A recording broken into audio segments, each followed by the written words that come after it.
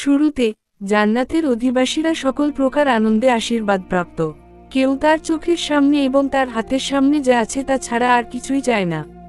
আসুন কল্পনা করি যে আমরা হিসাবের ধাপ অতিক্রম করেছি এবং জান্নাতে পৌঁছেছি, ইনশাআল্লাহ। আল্লাহ ও তার রাসূল আমাদের যে প্রতিশ্রুতি দিয়েছেন, জান্নাতে আমরা কি পাব? আপনারা জানেন, জান্নাতে দৃষ্টিশক্তি নেই, শ্রবণশক্তি নেই এবং মানুষের হৃদয়ের জন্য কোনো বিপদ নেই। আজ আমরা আল্লাহর কিতাব এবং নবী মুহাম্মদ সাল্লাল্লাহু আলাইহি ওয়াসাল্লাম এর হাদিস থেকে যতটা সম্ভব অর্থ সরল করার চেষ্টা করব এবং সেগুলিকে আরও কাছে আনার চেষ্টা করব যাতে আমরা জান্নাতের একটি ধারণা বা চিত্র তৈরি করতে পারি। আমরা এখানে একমত যে আমরা যতই কল্পনা করি না কেন, তা জান্নাতের মহত্ব, সৌন্দর্য এবং মহিমার মতো হবে না। যখন তুমি প্রথমবারের মতো জান্নাতে প্রবেশ করবে, তখন তুমি সত্যিকারের আরাম ও প্রশান্তির অভিজ্ঞতা লাভ করবে যা তুমি তোমার পার্থিব জীবনে জানতে না। এই পবিত্র মুহূর্তে তুমি তোমার চারপাশে এক মনোরম সুবাস অনুভব করবে, এমন একটি সুবাস যা তুমি আগে যে কোনো সুগন্ধির সৌন্দর্যকে ছাড়িয়ে যাবে।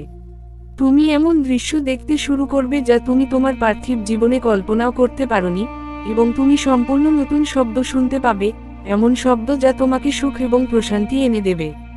তুমি নিশ্চিত থাকবে যে তুমি কখনোই এই স্থান ত্যাগ করবে না, কারণ এটিই চিরস্থায়ী জীবনের আবাসস্থল যার প্রতিশ্রুতি ঈশ্বর তোমাকে দিয়েছেন। জান্নাত কেবল বসবাসের জায়গা নয়, বরং এটাই হলো মহাবিজয়। এই মহাবিজয় কেবল তোমার নশ্বর দেহের জন্যই নয়, বরং তোমার আত্মার জন্য, যে তোমার ধর্মকে ধরে রাখার জন্য যে সকল অসুবিধা অতিক্রম করেছে এবং এমন এক যুদ্ধে লড়াই করেছে যা আগের দিনের তুলনায় প্রতিদিন বৃদ্ধি পাচ্ছে। জান্নাতে প্রবেশের পর সবচেয়ে গুরুত্বপূর্ণ বিষয় হলো এতে বিশ্বাসীর স্তর বা তার স্তর। জান্নাত হলো স্তর। বলা হয় যে 100 স্তর আছে, এবং স্তরের সাথে অন্য স্তরের পার্থক্য আকাশ ও পৃথিবীর মতো, এবং এই স্তরগুলি এই পৃথিবীর পরীক্ষায় তোমার সাফল্যের স্তর অনুসারে পরিবর্তিত হয়। চিন্তা করো না, এর সর্বনিম্ন স্তরটি পর্যায়ক্রমে এই পৃথিবীর চেয়ে বড়, কারণ এর রাজ্য 100 বছরের যাত্রা। সর্বশক্তিমান আল্লাহ তাআলা কুরআনের আয়াত এবং নবী সাল্লাল্লাহু আলাইহি ওয়াসাল্লামের হাদিসে জান্নাত এবং তার আশীর্বাদ বর্ণনা করেছেন। সূরা আল ইনসানে আল্লাহ জান্নাতবাসীদের সাফল্যের দিকে ইঙ্গিত করে বলেছেন, আল্লাহ তাদেরকে সেই দিনের অনিষ্ট থেকে রক্ষা করেছেন এবং তাদের একটি দৃষ্টি এবং আনন্দ দিয়েছেন, যেখানে তিনি আমাদের বলেছেন যে আল্লাহ কিয়ামতের দিন জান্নাতবাসীদেরকে বিপদ ও ভয় থেকে রক্ষা করবেন। সেই মহান দিনে মানুষ যখন ভীত এবং তাদের হৃদয় কাঁপবে, তখন জান্নাতের লোকেরা শান্তি ও নিরাপত্তা অনুভব করবে, কারণ আল্লাহ তাদের মুখের চেহারা এবং হৃদয়ের আনন্দ দিয়ে সম্মানিত করবেন। তাই তারা ঈশ্বরের আলো দ্বারা বেষ্টিত, আশ্বস্ত, কোন মন্দ বা দুর্দশার ভয় ছাড়াই, এবং ঈশ্বর তাদের আনন্দের বর্ণনা অনুসরণ করে বলেন, এবং তাদের সহ্য করা জিনিসের প্রতিদান দেন, একটি জান্নাত এবং রেশম। এখানে ইঙ্গিত করা হয়েছে যে এই পৃথিবীতে পরীক্ষা এবং দুর্ভাগ্যের এই বিছানাগুলি, তাদের সৌন্দর্য এবং বিলাসিতায়, কোনো সাধারণ বিছানার মতো নয়, তবে এগুলি গম্বুজ এবং আচ্ছাদনযুক্ত, অলঙ্করণ যা মালিকানা এবং বিলাসিতা বোধ করে। এবং জান্নাতের আবহাওয়া সৌন্দর্যের কারণে, কোনো প্রখর রোদ বা ঠান্ডা বা হিমশীতলতা নেই, এবং হিমশীতলতা ঠান্ডার তীব্রতা, তাই এটি সর্বদা একটি চমৎকার তাপমাত্রা উপভোগ করে। এবং কুরআনের বর্ণনা অব্যাহত রয়েছে, যেখানে সর্বশক্তিমান ঈশ্বর বলেছেন, জান্নাতের গাছগুলির জন্য, তাদের শাখাগুলি দীর্ঘ এবং তাদের লোকদের ঘিরে থাকে, এবং তাদের ফলগুলি তাদের অবস্থান নির্বিশেষে, তারা বসে, দাঁড়িয়ে বা দাঁড়িয়ে থাকুক না কেন, তাদের কাছে থাকে। এগুলো সংগ্রহ করতে কারোরই ক্লান্ত হওয়ার দরকার নেই, কারণ এগুলো সবসময় কাছে এবং হাতের নাগালে থাকে। একইভাবে, এই ফলগুলো থেকে কোন ক্ষতি হয় না, কারণ এগুলো ব্যাকটেরিয়া এবং কীটপতঙ্গ মুক্ত, এবং এগুলো সবই ভালো এবং বিশুদ্ধ খাদ্য, যা কোন ক্ষতি করে না, পচে না, বরং সর্বদা সুস্বাদু এবং সুন্দর থাকে। আর ছায়া সম্পর্কে বলতে গেলে, জান্নাতবাসীদের কাছে গাছের ছায়ার অনুমোদন, অর্থাৎ যদি আপনি বসে থাকেন, দাঁড়িয়ে থাকেন বা সংগ্রহ করেন, তাহলে গাছের ছায়া আপনার প্রয়োজন অনুসারে উপরে উঠে আসে। অন্য একটি আয়াতে এটির কথা বলা হয়েছে, এবং একটি বর্ধিত ছায়া, এবং এটি এমন একটি গাছ যার আরোহী 100 বছর ধরে তার ছায়ায় হেঁটে যায় এবং তার শেষ প্রান্তে পৌঁছায় না। এবং জান্নাতে উদারতার তীব্রতার কারণে, আল্লাহ উল্লেখ করেছেন যে তারা, এবং তাদের কাছে রূপার একটি পাত্র এবং খাঁটি রূপার পেয়ালা পেশ করা হয়। জান্নাতের লোকদের জন্য নিবেদিত প্রাণ বান্দাদের উপস্থিতির কথা উল্লেখ করে, তাদের কাছে খাঁটি রূপার সেরা পাত্র এবং সেরা পেয়ালা পেশ করা হয়, তবে সেগুলি রূপার মতো স্বচ্ছ।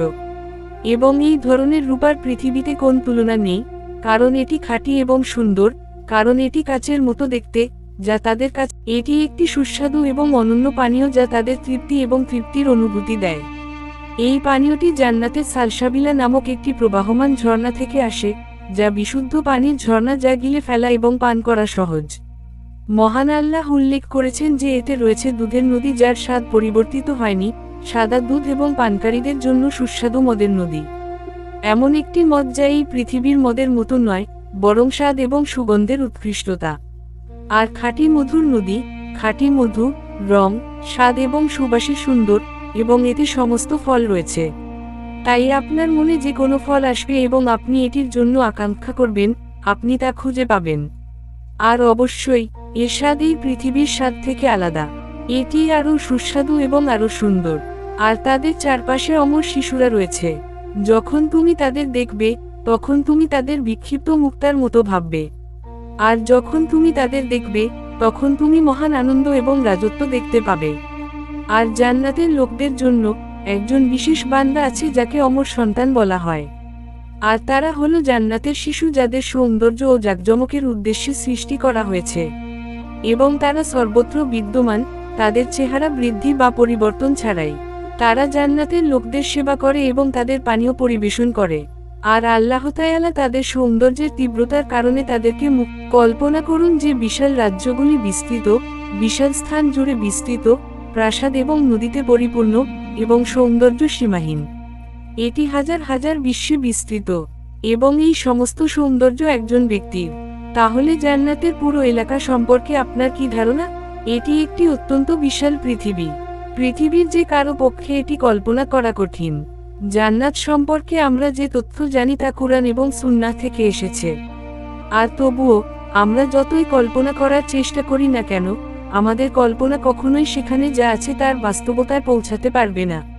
তারপর আল্লাহ তাদের বর্ণনায় পৌঁছাবেন এই বলে, তাদের পোশাক হবে সবুজ ও উজ্জ্বল, এবং তাদের কঙ্কন হবে রূপার তৈরি, এবং তাদের প্রভু তাদেরকে পবিত্র পানীয় দান করবেন। যেখানে জান্নাতের লোকেরা সবুজ রেশমের পোশাক পরিধান করবে, সেখানে নরম ধরনের পোশাককে বলা হয় সুন্দুস এবং ভারী ধরনের পোশাককে বলা হয় ইস্তাবরাক। আল্লাহ তাদেরকে রূপার কঙ্কন দিয়ে এবং অন্যান্য জায়গায় সোনা দিয়ে অলঙ্কৃত করেন, জান্নাতে তাদের মর্যাদার পরিধি দেখানোর জন্য। আর তারা যে পানীয় খায় তা সম্পূর্ণ পবিত্র। আর তাদের শরীর থেকে যা বের হয় তা তার ঘাম এবং সুগন্ধের আকারে, কস্তুরীর মতো। এটি একটি সুগন্ধি যা স্থানটিতে ছড়িয়ে পড়ে, এবং কুরআনের বর্ণনা অব্যাহত রয়েছে। যেখানে আল্লাহ বলেন, কার্পেটগুলি শারীরিকভাবে সাজানো আছে। কার্পেটগুলি হলো বালিশ, এবং সেগুলি একে অপরের পাশে সাজানো আছে। আর কার্পেটগুলো বিছিয়ে রাখা আছে। কার্পেটগুলো হলো সিজদা করা। নবী সাল্লাল্লাহু আলাইহি ওয়াসাল্লামের কিছু সাহাবী জান্নাতের নির্মাণ সম্পর্কে জিজ্ঞাসা করেছিলেন। তিনি বললেন, এক টুকরো রূপা এবং এক টুকরো সোনা। অর্থাৎ এর নির্মাণ কাজ এক টুকরো সোনা এবং এক টুকরো রূপা দিয়ে তৈরি, এবং তাদের মধ্যে থাকা মাটি খাঁটি কস্তুরী দিয়ে তৈরি, যা খুবই সুগন্ধি। আর মাটিতে বা নদীতে পাওয়া নুড়ি পাথর রুবি এবং মুক্তা দিয়ে তৈরি, এবং এর মাটি নরম হলুদ জাফরান দিয়ে তৈরি, যা খুবই সুগন্ধি। জান্নাত সাজসজ্জার রং সাদা, লাল এবং হলুদ। তারা ডুবে না, ঢেকুর তোলে না, হাঁচি দেয় না, কারণ এই সমস্ত জৈবিক চাহিদার অস্তিত্ব নেই। এবং এটি এই সত্যের উপর নির্ভর করে যে জান্নাতবাসীদের খাবার খুবই কোমল এবং পরিমিত, কারণ এটি পেটে সবচেয়ে সুস্বাদু এবং সর্বোত্তম সুগন্ধের একটি পণ্য বলে যায়। তাদের সোনালী রং সোনার, তাদের অলংকার রূপার, এবং সারাংশ হল পাত্র। আর উপরে আছে বাষ্পীয় পাইপ। জান্নাতে বাষ্প ব্যবহৃত হয় বাষ্পীয় পাইপের একটি পাত্রে যাকে বলা হয় মুখ, তাই এটি চালানোর জন্য আগুন বা জ্বালানির প্রয়োজন হয় না। আর তাদের ঘাম হলো কস্তুরী, আর তাদের আচার আচরণ হলো একজন মানুষের আচার আচরণ।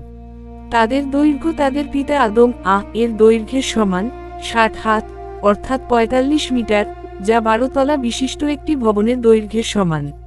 এবং পরিশেষে আল্লাহ জান্নাতের অধিবাসীদের বলেন, এটি তোমাদের জন্য একটি পুরস্কার, এবং তোমাদের প্রচেষ্টার প্রশংসা করা হয়। তারা যে আনন্দ উপভোগ করে তা এই পৃথিবীতে তাদের সৎকর্মের প্রতিদান। কারণ তারা পরীক্ষায় ধৈর্য ধারণ করেছিল, আনুগত্যের উপর আস্থা রেখেছিল, ভালো কাজ করার এবং মানুষের সাহায্য করার জন্য প্রচেষ্টা করেছিল, এবং আল্লাহর প্রতি তাদের নিয়তে আন্তরিকভাবে তাদের ক্ষতি থেকে বিরত ছিল। এটি ছিল জান্নাতের কিছু বৈশিষ্ট্য এবং আল্লাহ তার ধার্মিক বান্দাদের জন্য আনন্দের জন্য যা প্রস্তুত করেছেন তার একটি সফর। জান্নাত কেবল একটি স্থান নয়, বরং এটি বিশ্ববাসীদের আত্মার জন্য একটি বাসস্থান এবং চিরন্তন আনন্দের আবাসস্থল। আমরা আশা করি আপনি এই কথাগুলিতে এমন কিছু খুঁজে পেয়েছেন যা আপনার উৎসাহ বৃদ্ধি করে এবং আল্লাহর সন্তুষ্টি অর্জনের জন্য আপনার কাজের আকাঙ্ক্ষা এবং গুরুত্ব বৃদ্ধি করে।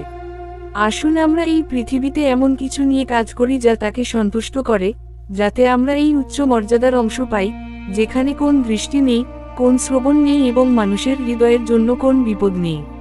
হে আল্লাহ, আমরা তোমার কাছে জান্নাত এবং কথা ও কাজে যা তার কাছাকাছি তা প্রার্থনা করি, এবং তোমার কাছে জাহান্নাম এবং কথা ও কাজে যা তার কাছাকাছি তা থেকে আশ্রয় প্রার্থনা করি। আল্লাহর আনুগত্য করো এবং নবীর কাছে প্রার্থনা করতে ভুলো না, এবং মন্তব্যে আল্লাহর কাছে ক্ষমা প্রার্থনা করো, এবং ভিডিওটি শেয়ার করো যাতে অন্যদের কাছে কল্যাণ পৌঁছায়।